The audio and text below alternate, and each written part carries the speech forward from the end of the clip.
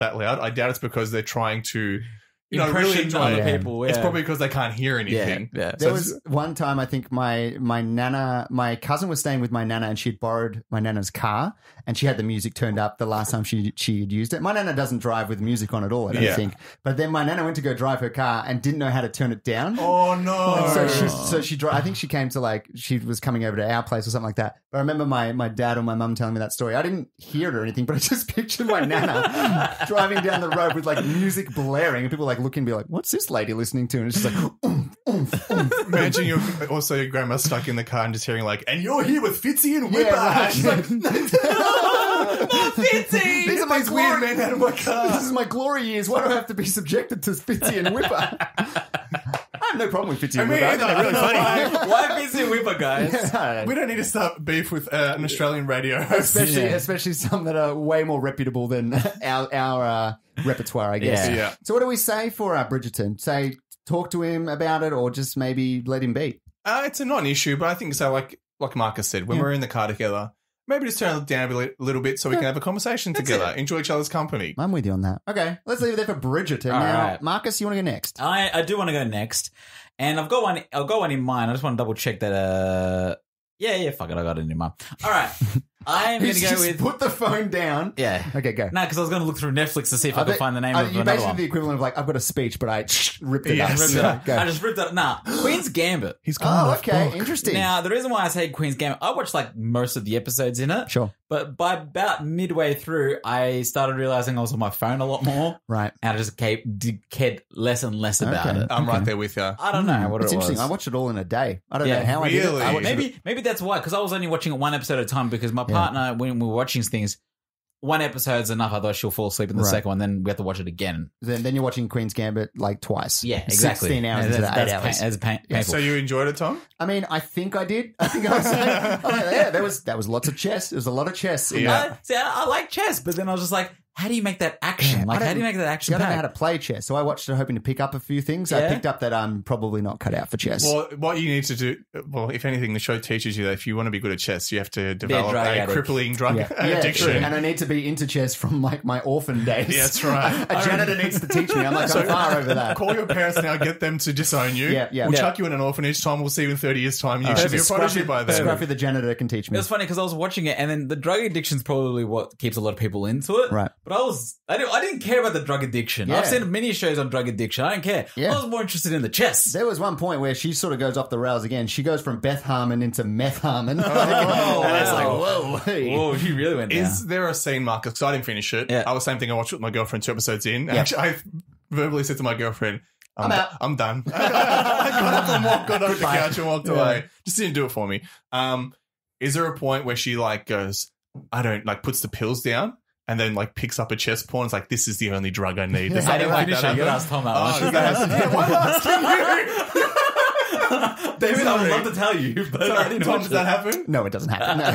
No, no, she always loves the drug. She goes, the chess pieces. It's time for the Queen's Gambit. And then I'm like, that's the title show. Does she actually say that? No, the Queen's Gambit is an actual move. It's an actual move. I mean, I learned that. I know a little bit about chess because I watched the Queen's Gambit, but that is the extent. But that's as far as you go. It's time for the Queen's Gambit. And then she where will it go? Only I will know. I don't know how I feel about me. That joke I just made. We'll edit it in post. Maybe you can beep that one out. Okay. We'll see. The Queen's Gambit writes in, did I handle this flaky friend the best way? I went on a trip with 3 friends over the long weekend. One of my friends, we'll call him John, flaked out on the departure time and want to get input as to how I handled it. Our plan was to be on the highway at 9 a.m. at the latest, ideally 8:30, and everyone except John stayed the night before at my place. John said he couldn't, but promised he would be at my place. I told him to leave his place by 7 to allow traffic. I made this very clear because John has a habit of being flaky, and while I wanted him to come,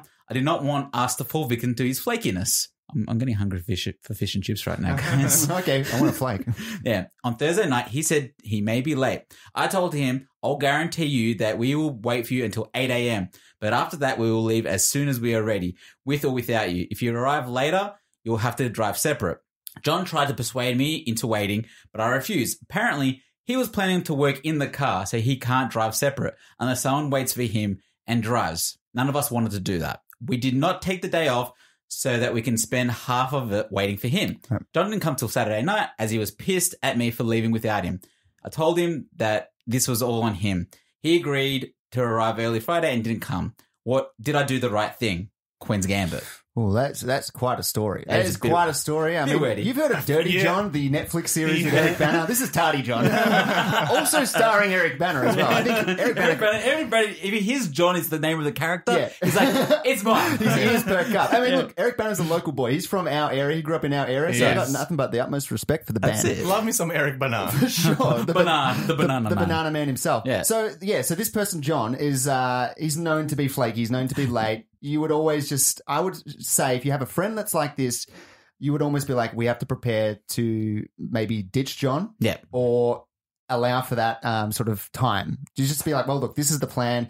John's coming along, so maybe we shouldn't make it early. Yeah. If John's really an important part of your life. Otherwise, I think it's one of those things to be like, sorry, John, find your own way. You should just be like, predict that he's going to be late. That's how he is. That's how it went, it seems. But then they said, fuck you, John, we're out. I think that's the right thing to do, to be like, sorry, John, but like you were known for this. You are Tardy John.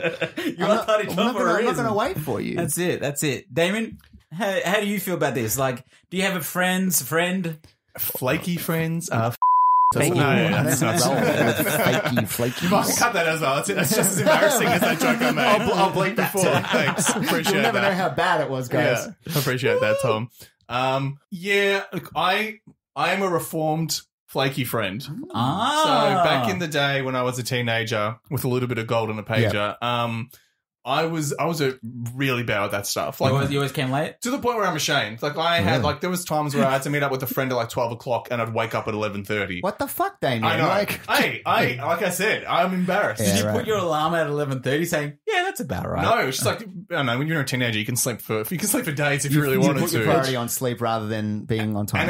And in hindsight, big shitty friend move. Like, I'd message my friend, be like, "Hey, I'm running late." And it's because I wouldn't tell him, like, just because I woke up. 1 minute ago. You never gave him the real reason. You always like, there's this reason came up. Just no priority for time. Yeah. And I think when it comes to friends as well, I think it's a little bit disrespectful. Yeah. Especially when everyone makes the effort to be there on time. Like, it's a big slap in the face if you're setting everybody else back when they're. So, and I'm glad I got out of that, because it sort of just says that like, you're not as important as what I have to do. Exactly. And it's not even that you had a good reason. If you, for instance, was just sleeping, you weren't like, hey guys, I've got work and I don't know when I'm going to be able to get out. It might be traffic. If you have reasons, 100%. That's okay. That's cool. It's time after time, and it's showing that you're sort of, I value my time to do my own I value thing. my sleep. I value this. I value that. It's like, what? If you're known to be tardy, then expect people to start things without you, leave without you, and that's just how it is. It's not them being bad, it's just them being... Yeah, it is difficult, especially if you're planning, this is for a weekend away, was it? Weekend away, yeah. So, like, I mean, everyone's got, and there's an itinerary involved. It's not just like you're meeting people up at a bar and everyone's going to go do something, and they're going to have a good time without you. They're relying on you to be there to be able to start the weekend. And, like, I think that's kind of a bit unfair. How do you feel about his excuse about, like, I was planning on working in the car while driving up there, so you have to wait for me? Like, well, then why can't you get earlier and then work more? Yeah. You know what I mean? Like, then get in the car and work. Like, what's his reason for being late? There was no reason, apparently. He's he's like, a tardy I will man. be late, and then when I get there, I want absolute silence because I've got some books to balance. He's like, I don't get the name Tardy John for being on time. Yeah, all right. So you became friends with Tardy John, knowing the fact that I was tardy. The name Tardy John, I'm coming late, guys. So what you're saying is on them. Yeah. It's like if people were to get angry at the angry dwarf, it's like, well, it's in my name. Yeah, like, right. What else do you expect? Yeah, exactly. I can't be Happy Dwarf. That's not my name. Wait, is he called Angry Dwarf? Is he grumpy? What is he called? I think it's Dumbledore, isn't it? Okay, so what would you do if you had a friend that was like this? If you had, let's just say, if it was a close friend and it was let's just say it was me. It was a once-off time, right? Yeah. Once-off time would only be once off. But let's just say, all right. I've got a story that applies to what I think Tom's saying. Ooh. Yeah. We were going to... I hope my friend doesn't mind me telling this story. I'm going to bleep it again. Yeah. Every speech that Damien gives this episode is going to be bleeped. This episode is actually brought to you by the bleep. And this is actually a 10-minute story, so it's just going to be 10 minutes of just beeping out. So anyway, we were going to go see, I think it was Bon Iver in Sydney. Yeah. And, well, we had bought tickets to fly there, and then one of our friends just wasn't there. He just didn't make it in time. At the airport? Yeah, to the airport. Oh, so we were like, well, we're getting on this flight. We're getting on this flight. We're not just going to wait for him because, the plane's not going to wait for us. Yeah, right. And we left and we had the message sorry, dude, we're already on our way there. Yeah. We're in the air to see Bon Iver. Exactly right. Tom's a poet this episode. I'm hitting it. Yeah. So, but it felt bad. I was well, what can you do in that situation? Yeah. And I felt bad for him because he ended up having to pay a shit ton of money to buy another ticket. He ended up coming and meeting us there anyway. Right. But I feel like that was a lesson to be Is he the type of person that would be don't worry, money solves problems. I can just throw more money. No, or was definitely not. Did it actually oh fuck, I have to buy the? See, I felt bad for him because, like me, reformed person who would be late to things, and doesn't do that anymore. He's really good with that stuff. Sure. So it was just a momentary lapse. We all have those moments. Right. Okay. Look, everybody lapses in things. Damien lapses in being late sometimes. I'm late to the podcast sometimes. It happens. It happens. But so I felt really bad for him in that situation. But that was an extreme consequence for it seems being like a the bit opposite late. of how people treat going to the airport. Usually people are okay, I got a flight at 5 o'clock. I'm going to go there at 8 a.m. just to make sure.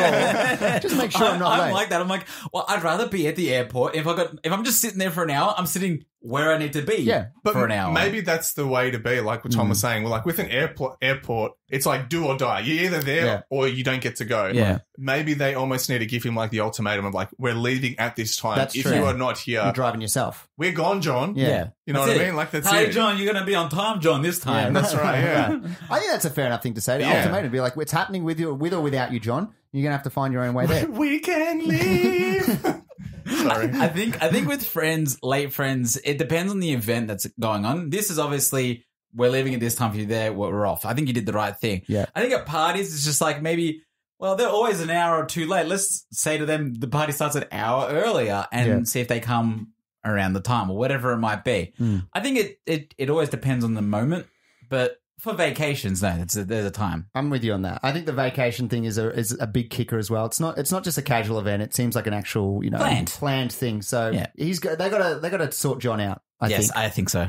All right. Well, let's leave that there for. I was going to call him John. Dirty John. I didn't watch that show either, but no, please don't watch it. Nah. Yeah. Dirty John is trash. Pretty bad. Me and my girlfriend watched it because we were recommended to. Yeah. And oh my God. Yeah. It is an insult to Eric Bernard's catalog. Do not. Right. He must have lost a bet or something. It's true, He it's shouldn't have true. been in it. It's true. He a fall from grace compared to Troy, I guess. Yeah. All right. Now it's Damien's time for his question, but I think you got something different. I don't have a normal type of question. I actually have a segment. Great. But I'll pick a show. Okay. Tell me if this counts. I do feel like there's been a resurgence in interest in the US Office. Oh, yeah, that's true. Just got back onto the on Netflix now, I think. So I think there's kind of a renewed interest in it at the moment. Right. So I started rewatching it. So I was I really like that show. And I actually tapped out maybe about halfway through season 4. Okay, yep. I love Michael Scott. Yep. Love Dwight Schrute. Yep. Jim and Pam. Oh. I cannot stand So them. they became the unbearable ones at the second viewing. Yeah, I don't know. Maybe I thought they halfway were through. I would have thought they were the sweetheart. They're the ones that you watch and be like, oh, these guys just trying to deal with living or working in this environment. They kind of are, but I don't know. As it goes on, they become so smug and I don't know if it's an intentional thing by the writers that I kind of They become elitists. They feel a bit above everyone in the They're better office. than everyone. Yeah. And it's motherfuckers, you work in the same office as Yeah, everybody that's else. true. What That's a are very you good being point, smug actually. about? Right. And the lengths that they go to, To, basically mess with embarrass- Droid. Droid. Blip flop. To mess with Dwight. It's like in your spare time, you are learning Morse code. Yeah. To mess with somebody. They start to edge onto psychopath territory. They totally are. And I know it's for comedy's sake, but I don't know. For a show that's grounded in reality, I do feel like it makes the reality unravel a little bit. That's true. That's a very good point. I remember there's one episode where they fake the Matrix to trick Dwight to thinking he's in the Matrix and stuff like that because he loves the Matrix and they expected him to go this way and take the red pill and whatever. And he ends up what's the blue pill, red pill? It's one goes into the Matrix, one is stay here. Yeah. And he decides I want to stay in this world. And they're just oh man, I paid so much money and had all these actors and all these Jim and Pam were really upset that he didn't go along with it. It's what's what you get for trying to fuck with him, all right? Yeah. But I still love the show. Yep. Still have some reverence for it. Okay. But now in my rewatching, Dwight is the hero to me. All right. Forget about Jim Jam. There you go. Don't care about them. It's Dwight. Well, I need some Dwight and Michael action. All right, cool. All right, so that's your show. What's your segment? So this was a segment actually we did at the start of last year. Right. It's called Heir Tasker. I don't know if you guys remember it. Yep. But I think I can quote Tom because I re-listened to the segment because I forgot how the segment went. Yeah, And this is a direct quote from